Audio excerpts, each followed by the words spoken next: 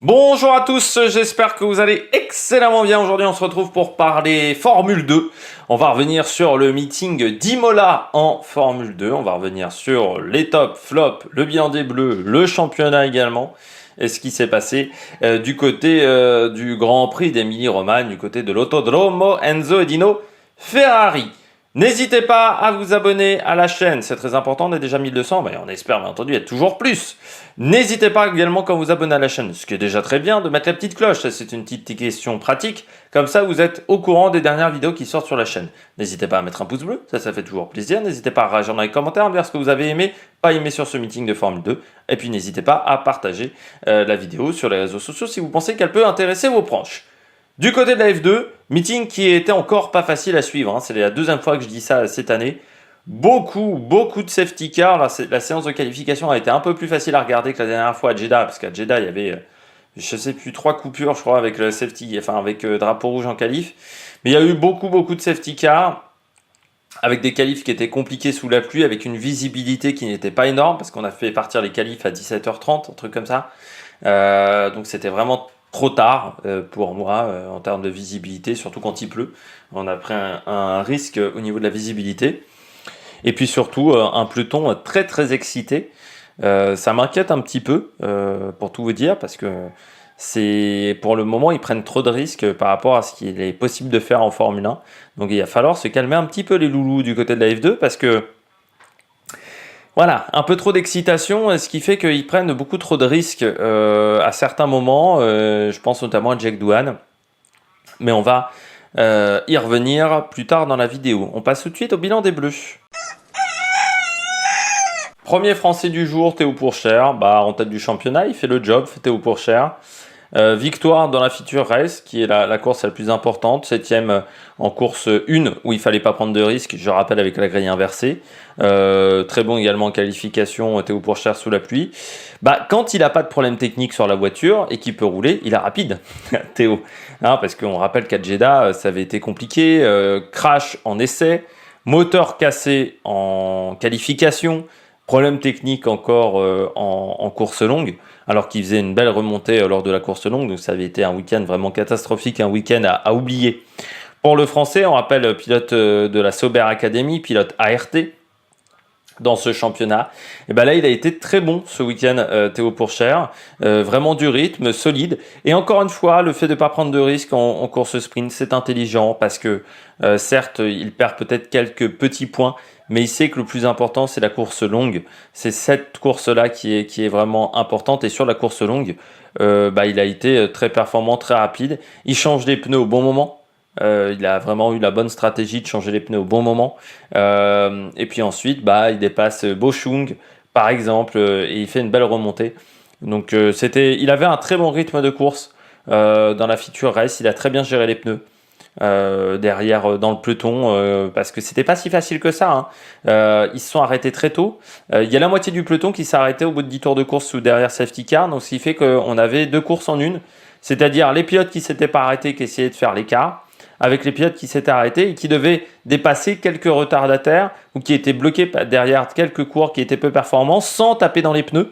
C'était vraiment un exercice difficile, cette course longue, et je trouve qu'il s'en est sorti admirablement bien, le pilote français. Deuxième pilote français, Clément Novalak, qui est bien marqué maintenant français sur mon tableau des scores. C'est un bon résultat, il finit 4ème de la course longue. Alors certes, il profite des abandons, notamment de Jory Vips, notamment d'un Marcus Armstrong en difficulté, notamment de Jack Doohan, Liam Lawson également, abandonné. Certes. Mais je regardais son rythme derrière Logan Sargent, il avait un très bon rythme. Et c'est ce qui me fait regretter à chaque fois ces séances de qualification qui sont difficiles. J'en parlais avec Arthur Leclerc du côté de la F3, je ne sais pas quelle vidéo sera uploadée en premier, donc peut-être que vous ne le savez pas encore. Mais il y a un vrai problème avec les qualifs de Novalak, et c'est depuis la F3, et ça ne s'est pas réglé. Il a du mal à être rapide sur un tour, Novalak. Mais autant en F3, tu peux faire des belles remontées, parce que les voitures ont peu d'aéro complexe, c'est-à-dire qu'il y a peu de perturbations d'air, ce qui fait notamment qu'en F3, le DRS n'est pas hyper intéressant. Autant en F2, c'est pas possible. tu peux pas remonter 15 bagnoles en course, même avec la meilleure stratégie au monde. Et même si tous les autres se plantent. Donc il y a un moment, il faut réussir à plus performer en qualif, et c'est vraiment l'objectif de Clément Novalak, mais il devance Drugovich, et puis ce sont ses premiers points dans la catégorie, donc c'est toujours important. Est-ce que ça va lancer la suite de sa saison, notamment pour l'Espagne? Eh ben, on le saura un peu plus tard, mais vraiment Clément Novalak, il faut qu'il progresse en qualification, c'est un vrai point noir, et c'est ce qui le bloque aujourd'hui pour faire des bonnes courses, et c'est ce qui le bloquait, je pense, un petit peu déjà l'année dernière du côté de la F3, même si l'année dernière, faire des mauvaises qualifs était moins problématique avec le format à 3 courses. Avec le format à 2 courses, les qualifications reprennent de l'importance, et c'est intéressant parce qu'en F1, une bonne qualif, c'est obligatoire si vous voulez faire un bon résultat. On passe tout de suite au coureur au top. Premier coureur au top, Drugovich. C'est régulier, c'est du solide, Drugovich. Alors, c'était pas le plus performant ce week-end. Ça, loin de là, hein, que ça soit en feature race où il s'arrête pas au bon moment, mais que ça soit également en course courte. Il n'avait pas un rythme sensationnel, Drugovich. Par rapport au qualif même, son rythme de course était vraiment moins bon que son rythme de qualification. Donc il faudra essayer de comprendre pourquoi pour le Brésilien, il porte quand même un peu les espoirs de tout un pays sur ses épaules. Il y a quand même l'objectif à un moment de réussir à s'en sortir. J'ai parlé de ça dans la vidéo F3, du fait que du côté du Brésil, on avait du mal en ce moment à trouver des nouveaux pilotes. Drugovich, il a l'avantage, c'est d'avoir un petit peu de pépette, ce qui l'aide à financer ses baquets. C'est le problème qu'ont d'autres pilotes brésiliens à trouver des sponsors. Malgré tout, on n'a pas eu de très bons pilotes brésiliens depuis longtemps en F1. Donc on attend. C'est vrai que ça fait depuis Massa qu'il n'y a plus de pilotes corrects en F1. Donc il faut retrouver un nouveau pilote. Drugovich, moi, il m'a impressionné parce que l'année dernière, il venait de la F3, il n'avait pas fait de grands résultats. Il avait vraiment tout à fait le profil du pilote payant qui ferait pas de grands résultats. Et puis, il a fait vraiment des très très belles choses. À lui maintenant de confirmer. Et il est chez MP Motorsport, qui est une bonne équipe pour le moment. Voilà, il est régulier. C'est le seul pilote qui a tout le temps fini dans les points. Donc ça, c'est aussi une des clés, hein. On parle quand même d'un championnat où on va avoir, 24 courses, ou quelque chose comme ça. Donc il faut être régulier. C'est un championnat qui va être long. Il va falloir savoir le gérer, ce championnat. Donc il faut marquer des points au fur et à mesure. Et c'est ce qu'il fait extrêmement bien. Donc même avec un week-end où il était en retrait, il a quand même marqué des points. Deuxième pilote au top, Viva le Brésil. Brésil avec Enzo Fittipaldi.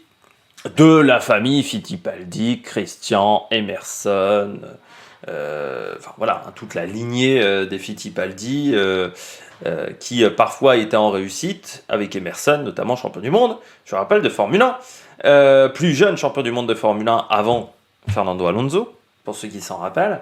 Il y a eu d'autres qui ont eu des carrières plus compliquées, je pense à Christian notamment. Il y a eu du bon et du moins bon dans la famille Fittipaldi. Enzo, je ne sais plus si c'est le fils ou le petit-fils.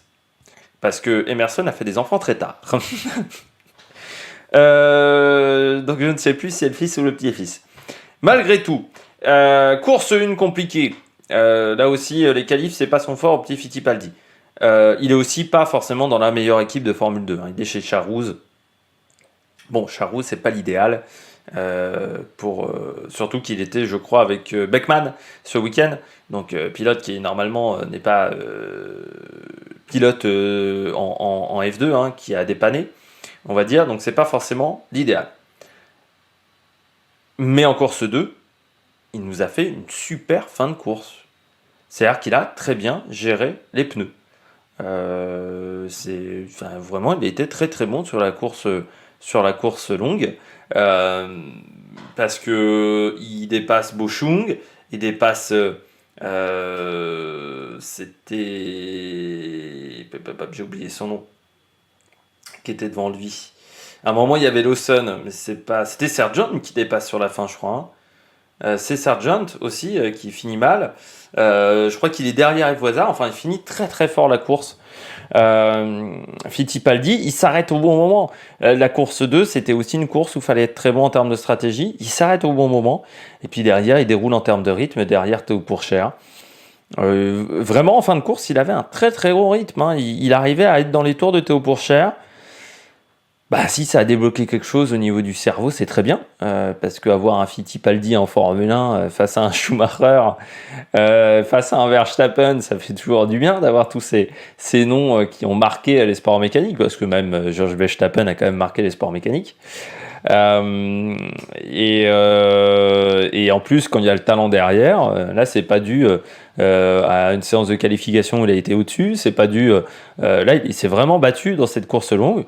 Donc chapeau, Monsieur Fittipaldi, et j'espère que ça va poursuivre dans les mois à venir. Mais c'est un pilote qui s'est un peu révélé quand même. En F3, il a mis du temps également avant de performer. Il est capable comme ça de coups d'éclat. Maintenant, il faut qu'il soit un petit peu plus régulier aux avant-postes. C'est ce qu'on va attendre de lui, du pilote brésilien. Puis je termine avec Beckman rapidement. Pourquoi j'ai mis David Beckman ? Parce qu'il prend quand même des points en course 2. Et pour un pilote qui techniquement ne fait pas la saison complète, c'est vraiment fort. Moi je trouve que David Beckman, c'est un pilote à qui on n'a pas vraiment trop laissé sa chance en F2.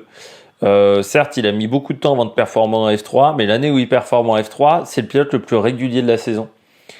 Et je trouve que quand vous voyez certains pilotes en F2, on aurait pu laisser un peu plus de temps à Beckman, mais il n'avait peut-être pas forcément le budget. C'est Ralf Schumacher qui parlait de ça en interview du côté de Sky, qui disait que lui, ça a coûté 2 millions d'euros, je crois déjà, la carrière de son fils en karting. Et tu as rajouté 400 000 euros, je crois, pour une saison de F4, 400 000 ou 450 000 euros pour une saison de F4. Donc la F3, ça doit être 800 000. La F2, on est à 1,5 million, 2 millions. C'est-à-dire que l'inflation ne touche pas simplement le prix des pâtes, ça touche aussi les volants en monoplace. Et aujourd'hui, il disait, David Schumacher, on a tenté de réunir le financement pour la F2, pour David, mais c'était impossible. Et qu'un David Schumacher, avec le nom Schumacher, n'arrive pas à accéder à la F2 parce que ça coûte trop cher, ça montre bien qu'il y a un vrai problème et qu'il va falloir... Je sais que du côté de Bruno Michel et de ses équipes, on travaille sur la prochaine génération de voitures. Il va falloir faire des voitures qui coûtent moins cher, parce que les équipes sont aussi obligées de demander des budgets comme celui-là, parce que cette monoplace de F2 n'est pas très fiable, et donc elle coûte très cher en pièces, et que le turbo, ça coûte très cher, parce qu'un turbo, c'est pas très fiable, ça tourne très vite, ça demande beaucoup de coûts d'entretien. Donc c'est vraiment pas évident aujourd'hui. Pour être performant, et donc Beckman, lui il n'a pas le nom Schumacher, donc si déjà Schumacher trouve que c'est trop cher, je peux vous dire que David Beckman, c'est compliqué. C'est pour ça qu'on se retrouve avec autant de pilotes payants en F1, mais ils sont déjà là en F2, les pilotes payants. Il y a déjà beaucoup de pilotes payants, et c'est vrai qu'aujourd'hui, si vous n'êtes pas soutenu par une académie de jeunes pilotes, donc si vous n'arrivez pas à performer quasiment dès le karting ou la F4, ensuite, c'est quasiment mort derrière pour aller en F2 si vous n'avez pas d'argent. C'est-à-dire ensuite, il faut de l'argent. Et c'est un peu triste, je trouve, qu'on en soit arrivé là, du côté de la monoplace. On passe tout de suite au bonnet d'âne. Premier bonnet d'âne du jour, je mis Cordel. Alors, j'ai hésité à le mettre entre bonnet d'âne et Quarro Top, parce qu'il m'a quand même fait mon mardi matin. Il faut savoir que j'ai regardé la course longue de F2 ce mardi matin. J'enregistre juste après avoir regardé la course.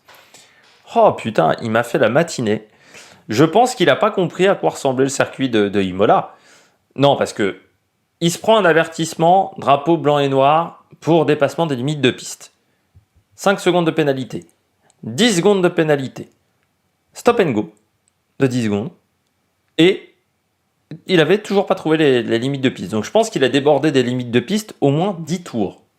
Sur 35 de course, c'est du talent. Il a réussi en plus, quand il a fait son stop and go, à se reprendre un stop and go derrière, parce qu'il a dépassé la vitesse dans la voie des stands. Je ne sais pas combien il a perdu de points, même, j'ai pas vérifié, parce que là, au niveau du permis, ça doit être 4 ou 5 points pour Amaury Cordel. Il y a un moment, on est en F2. on est techniquement dans l'un des championnats de monoplace de course automobile les plus difficiles, les plus relevés au monde. Normalement à la base. Vous avez la Formule I, vous avez la Formule 1 qui sont au-dessus. Et puis après, derrière, en monoplace, vous avez l'IndyCar, et encore, c'est du niveau de l'IndyCar, la F2. Hein. On ne peut pas se permettre, dans l'intérêt de ce championnat, d'avoir des pilotes comme Amaury Cordel. Et le problème, c'est qu'aujourd'hui, en F2, on a beaucoup trop de pilotes comme Amaury Cordel, qui sont passés les années précédentes. Et en plus, on n'arrive pas à envoyer en Formule 1 les meilleurs représentants. Regardez Oscar Piastri, il n'a pas de volant. Le champion de cette année, si c'est pas Théo Pourchaire, je ne suis pas sûr qu'il aura un volant. Drugovich, ça va être compliqué. Daruvala, va falloir virer Tsunoda ou Gasly, qui sont encore sous contrat. Liam Lawson, ça sera pareil. Verschoor, il n'est pas soutenu. Boschung, il n'est pas soutenu non plus. Armstrong, il est un peu soutenu par Red Bull, mais c'est pas, il fait pas totalement partie de l'académie de jeunes pilotes. Pas par Red Bull, en plus, Armstrong, j'ai une connerie, c'est Vips. Vips fait partie de Red Bull, mais pas totalement non plus. À part Pourchaire, il n'y en a aucun qui peut accéder à la Formule 1. Et Pourchaire, c'est pas fait non plus. Parce que il y a Bottas et vous avez Zhou, et pour l'instant, Zhou fait pas un mauvais début de saison du côté d'Alfa Romeo. On arrive aux limites du système. Hein, si on va se retrouver à avoir des problèmes avec la Formule 2, parce que si on ne peut pas accéder à la Formule 1 en étant titré en F2 et que ça se reproduit plusieurs années d'affilée, ça va faire comme la F3000. La F3000, à la fin, il n'y a plus personne qui y allait. Parce que les derniers champions de F3000 n'accédait pas à la Formule 1. Liuzzi, il a fait 4 courses, je crois, sa première année sur la Red Bull face à Christian Klein. Bourdet, il n'avait pas non plus pu accéder à la Formule 1 parce qu'il devait faire la Formule 1 chez Arons, mais il n'avait pas pu y aller. Thomas Enge, pareil. Alors lui, il n'était pas champion, il était deuxième à cause d'une sombre affaire, je ne sais plus, de pris pour cocaïne ou pour marijuana. Je ne sais plus c'était quel produit dopant. Mais ça pose un véritable problème aujourd'hui du côté de la F2. Donc il va falloir à un moment réfléchir également à trouver des solutions. Parce que si on ne peut pas accéder à la Formule 1 avec la F2, au bout d'un moment, ce championnat n'aura plus d'intérêt. Et s'il n'a plus d'intérêt, les jeunes pilotes, ils iront faire de l'endurance, ils iront faire du GT, pour tenter un jour, à un moment dans leur vie, de faire de la Formule 1, mais ils passeront plus par la case F2, et par la case monoplace. Alors, ils passeront par la case monoplace, par la case LMP3 en endurance, qui coûte moins cher, il faut le dire. Donc c'est inquiétant ce qui se passe en ce moment quand même. J'espère que Bruno Michel a des solutions. Et Cordel, il devrait pas être en F2. Mais bon. Juri Vips, week-end qui commençait très bien et puis qui s'est transformé en catastrophe. Pole position, ok, super pour Juri Vips. Bon voilà, sous la pluie, c'est un pilote qui a un bon coup de volant. Même si il n'a pas été toujours aidé dans sa carrière, mais il est dans une bonne équipe qui est Hightech. Bon, même si Hightech a des petits soucis financiers, pareil que pour Haas, c'était papa Mazepin qui finançait et qui finance plus avec sa marque de champagne russe. Et Juri Vips, ensuite, tout le week-end est parti en couille. C'est-à-dire que quand tu fais la pole position et que tu ne marques aucun point du week-end, voilà. Et puis c'est une belle pole position qu'il fait en plus sur Vips, avec 150 millièmes d'avance sur Iwasa. Donc pour de la F2, c'est une belle pole. C'est assez incompréhensible. Et son crash, il fait le même crash que Nissany, mais pas au même endroit du circuit. Lui, il le fait avant Tosa. Nissany le fait après Rivazza. C'est un manque d'intelligence de leur part. C'est-à-dire, ils restent à fond sur l'accélérateur alors qu'ils sont dans le gravier. Il ne faut jamais faire ça. Et ensuite, ils prennent le gazon et ils sautent dans tous les sens, ils partent en tête à queue, ils tapent le mur. Les deux ont fait quasiment la même erreur, on va dire, dans l'idée. Où ils continuent à rouler à fond alors qu'ils sont sortis de la piste. Il faut relâcher. bah, sinon tu vas dans le mur, tu as de grandes chances d'aller dans le mur. C'est très compliqué de sauver sa voiture, surtout quand on a un moteur turbo. C'est encore plus compliqué avec un turbo. Et là, c'est dommageable parce que Vips, il avait la possibilité de remonter au championnat, de faire un très bon week-end. Si je suis Helmut Marko, je tire la gueule. Bon, il a jamais été très joyeux, Helmut Marko, hein, mais là, je me dis, bon, lui, en F1, c'est mort. Quand tu fais un week-end comme ça peut te tuer ta carrière, un week-end comme ça. Et je crois que Juri Vips, il vient un peu de tuer le restant de petits bouts de carrière qu'il pouvait faire en Formule 1 avec ce résultat ce week-end. Donc c'est vraiment la tuile pour lui. Et puis je termine avec Douane. Pour moi, il est totalement responsable de l'accident en course 2. C'est-à-dire que quand tu es au départ, que tu es au bout de 50 mètres de course, tu peux pas faire un coup de volant de cette manière. Dans le peloton, tu ne peux pas le faire. C'est une faute professionnelle de sa part. Et puis après derrière, Jack Doohan, pour le moment, c'est très peu de points de prix, beaucoup de fautes, beaucoup d'erreurs. Il a seulement 6 points pour le moment, Jack Doohan, avec une 10e et une 9e place. Et pourtant, il est bon en qualif. Il a fait des bons résultats en qualification, Jack Doohan. Mais en course, il ne performe pas. Déjà 2 abandons. Ça fait beaucoup quand même. Ça fait beaucoup. Il a pour le moment pas de rythme de course et il est beaucoup trop agressif. Je suis désolé, mais il faut sanctionner à un moment. Parce qu'un pilote comme ça, imaginons qu'il arrive en Formule 1, mais c'est une catastrophe. C'est une catastrophe. Ça fait du Tsunoda. Et encore, Tsunoda était moins agressif. Hein. Je pense que Doohan, c'est vraiment un gros niveau d'agressivité. Je vous dirais, si je compare à la moto, c'est du niveau de Binder. Et ça peut pas le faire. Ça peut pas le faire. Donc à un moment, il faut pénaliser. Je trouve qu'on pénalise pas assez en F2, en F3 et qu'on pénalise beaucoup ensuite après en Formule 1. Mais c'est à ce moment-là qu'on leur fait leur éducation de pilote. C'est en F3, en F2. C'est dans les jeunes catégories qu'il faut pénaliser, qu'il faut être intransigeant. Et pour moi, on n'est pas assez intransigeant avec ces jeunes pilotes dans les catégories jeunes. Il faut beaucoup plus sanctionner. Parce que après, ces mecs-là se croient tout permis avec des voitures qui vont à 330 km/h en bout de ligne droite. Si on les avait sanctionnés à l'époque où ils roulaient dans des bagnoles qui faisaient 200 chevaux, ils seraient peut-être pas aussi fous aujourd'hui et ils seraient peut-être même pas en Formule 1. Parce qu'ils n'auraient pas marqué beaucoup de points dans leur championnat respectif. Donc il y a un moment, il faut sanctionner ce type de comportement. Et je trouve que Jack Doohan, on doit le sanctionner sévèrement pour ce qu'il a commis au départ de la course, parce qu'il gâche totalement la course de Dennis Hauger. Et il a fracassé la course de Dennis Hauger. Donc moi je pense qu'il y a un moment, il faut agir. On passe tout de suite au niveau du championnat. Championnat pilote, Théo Pourchaire en tête devant Drugovich, Daruvala, Liam Lawson, Richard Verschoor, Ralph Boschung, Marcus Armstrong. 52 points pour Pourchaire, Drugovich en a 50, donc 2 points d'avance. Ils ont déjà fait un petit trou sur Daruvala, Lawson, Verschoor, Boschung, Armstrong et Juri Vips, qui sont, on va dire, dans le peloton de chasse. À partir d'Iwasa, ça me semble plus compliqué de faire un bon classement dans ce championnat. Parmi Clément Novalak est 15e, donc avec les points marqués grâce à sa 4e place. Il est juste derrière Roy Nissany. Il est devant par exemple un Frédéric Visty, un Jack Doohan ou Ollie Caldwell.